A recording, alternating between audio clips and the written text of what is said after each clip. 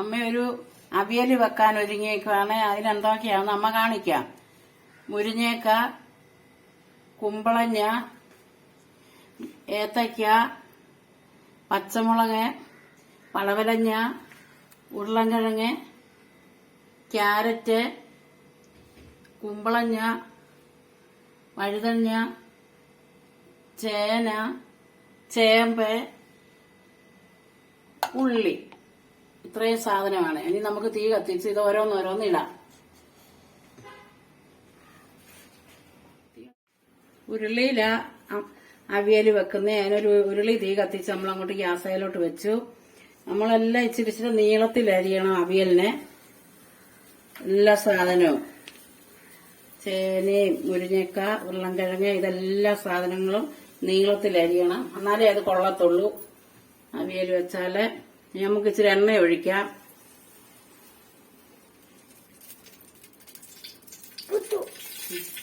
ചേന ഇടാം. ചേനയ്ക്ക് കുറച്ച് വേവുള്ളത് കൊണ്ട് ചേന അടിയിലിടണം. ഇട്ടിട്ട് പിന്നെ നമുക്ക് ഇടേണ്ടത് ക്യാരറ്റ് ഇടാം. പിന്നെല്ലാം വേവ് കുറവാണ്. പിന്നെ അമ്മ ഇച്ചിരി ചീമച്ചേമ്പ് എടുത്താൽ വെട്ടുചേമ്പ് അതേൽ ഇച്ചിരി ഇടാം. പിന്നെ ഉരുളൻകിഴങ്ങ് ഇടാം.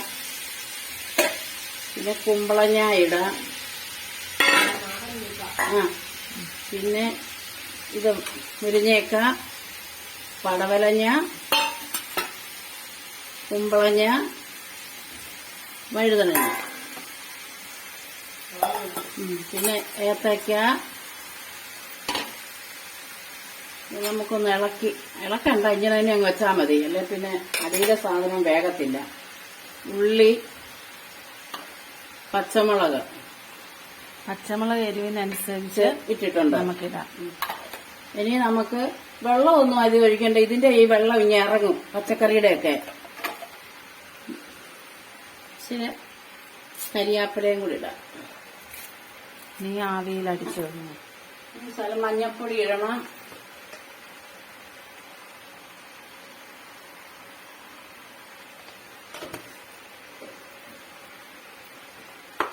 ഇത് കളറിന് വേണ്ടി ഒരു പിഞ്ച് മുളക് പൊടി ഇടണം.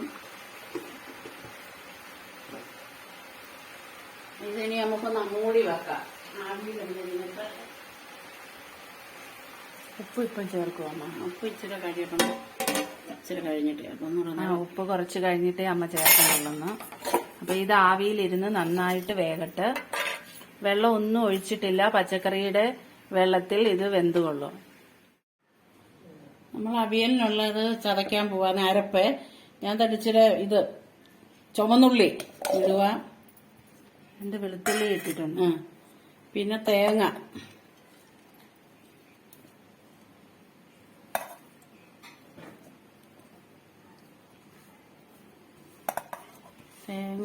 നമുക്കിടാം.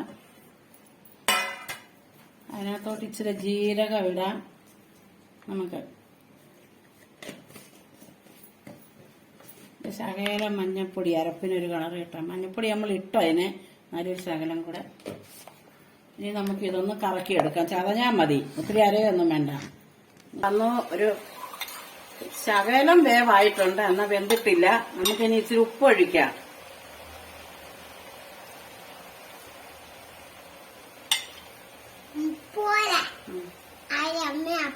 ആവിയിലിരുന്ന് വേഗട്ടെ. തുറന്ന് നോക്കാം അവിയൽ എന്തോ ആയെന്ന്.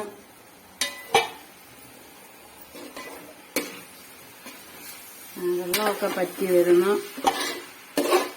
പകുതി മുക്കാലും വേവായി നമ്മുടെ അവിയല്.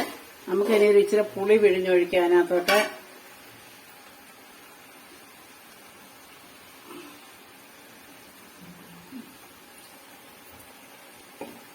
ഇത് ശകലം നേരം കൂടെ നമുക്കൊന്ന് അടച്ചു വെക്കാം.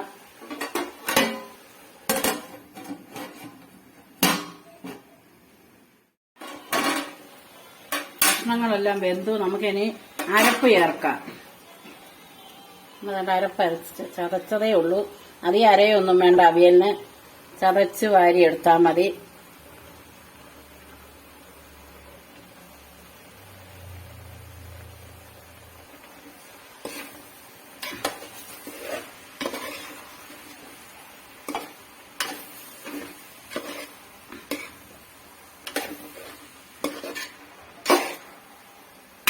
ഇനി ഒരു ശകലം ഇങ്ങനെ അരപ്പൊന്ന് വേകാൻ ഒരു ശകലം ഒന്നിരിക്കട്ടെ.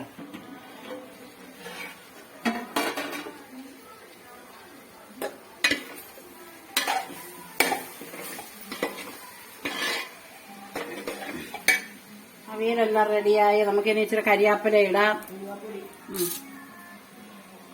കറിവേപ്പില നന്നായിട്ട് ചേർക്കണം കേട്ടോ, അപ്പൊ നല്ല ടേസ്റ്റാണ്. വെളിച്ചെണ്ണയും കരിയാപ്പിലയും തേങ്ങായും അവിയലിന് മെയിന്. അത് നല്ലതായിട്ട് ഇത് ഇച്ചിരി ഉലുവപ്പൊടി ഇടുവാന്നേ, ഒരു മണമൊക്കെ കിട്ടാനും ഒക്കെ. ഇനി നമുക്ക് പച്ചവെളിച്ചെണ്ണ ഒഴിക്കാം. വെളിച്ചെണ്ണ ഇച്ചിരി നല്ലതായിട്ടൊക്കെ ഒഴിക്കണം.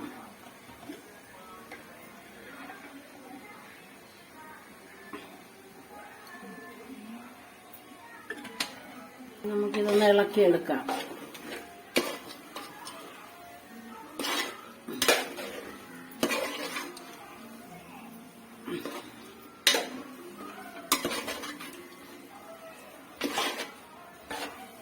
നമ്മുടെ അവിയൽ റെഡിയായി.